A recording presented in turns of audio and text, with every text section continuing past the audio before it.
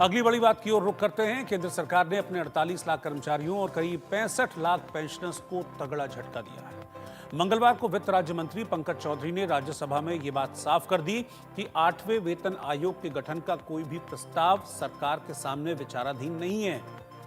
मौजूदा समय में डीए और डीआर की दर 53% पहुंच गई है। नियम है कि डीए की दर 50% के पार होते ही कर्मचारियों के वेतनमान और भत्तों में बदलाव होता है। कर्मचारियों को अब 8वें वेतन आयोग के गठन का इंतजार है। अलग अलग केंद्रीय कर्मचारी संगठन कई बार सरकार से 8वें वेतन आयोग का गठन करने की मांग कर चुके हैं।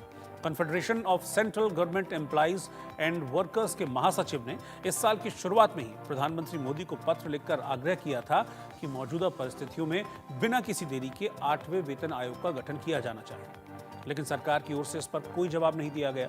संसद सत्र में 8वें वेतन आयोग के गठन को लेकर राज्यसभा सांसद जावेद अली खान और रामजी लाल सुमन ने सवाल पूछा था।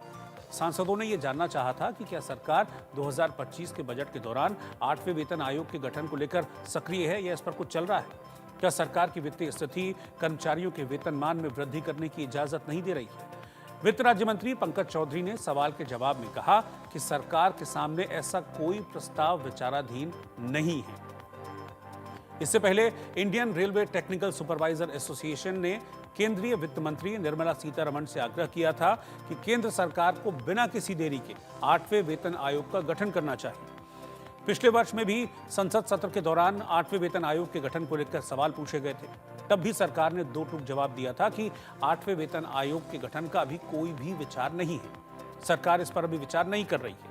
वित्त राज्य मंत्री के इस बयान से केंद्रीय और राज्य कर्मचारियों और पेंशनर्स को तगड़ा झटका लगा है।